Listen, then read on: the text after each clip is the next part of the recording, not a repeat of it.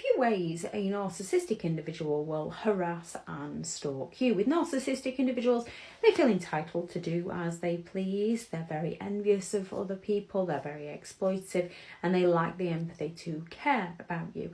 And they often find a way to manipulate their stalking and their harassment to make it seem like that they're actually the wronged party in it all. They're the victim in it all.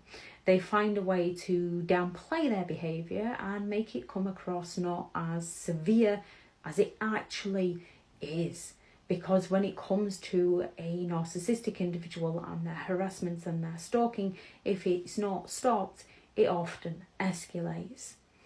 When it comes to a narcissist, they might just come on strong with that excessive and unwanted and unneeded and unnecessary communication, constantly calling, texting, emailing. They send you a message, you're trying to respond, and they send you another and another and another and another, and they do not stop, even when asked.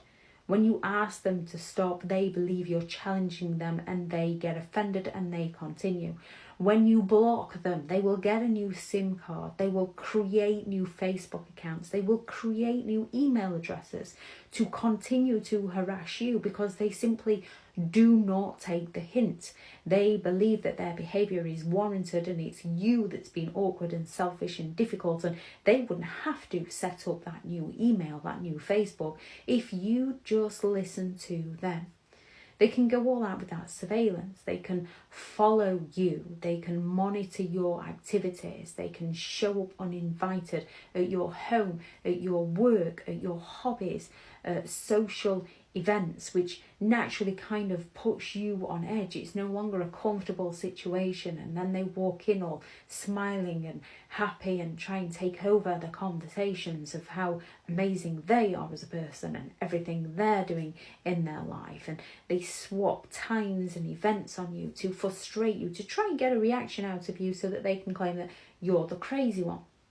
Social media stalking, they will create those fake profiles, they will monitor, they will engage if they can on your social media and go all out to harass you. They can also gather an army of flying monkeys to get information on you by playing the woe is me victim, gaining the sympathetic attention and finding people to find information out about you so that they can sabotage you, so they can use that information against you. They can use threats, intimidation. They can use subtle covert threats where you're not quite sure what they mean by it, or they can use over obvious threats for fear and control. And you can think, I know this person, they're my parent, they're my sibling, they're my friend, I grew up with them, they're my ex. They wouldn't do anything like that. Yet with a narcissistic individual, you never truly know who they are or what they are capable of doing. They can be very mean-spirited when it comes to calling you lots of names, not only to you but also to those around you, and this is verbal harassment. They will go all out to seek some sort of revenge, so they might start on that smear campaign if they haven't already. They're going to slander your name, they're going to spread rumours, they're going to spread lies, so that their harassment towards you doesn't seem like a big deal because your behaviour towards them was far worse. When someone is harassing you and stalking you, you have to take it seriously.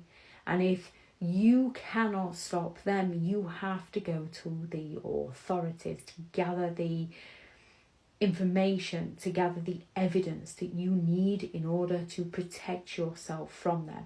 We can often back off thinking, I don't really want to get the police involved. I'm sure they'll settle down. However, narcissistic individuals don't settle down. They often escalate the situation. The only way they settle down is if they believe that their behaviour is going to perceive them in a negative light, or they're going to lose something they really don't want to lose.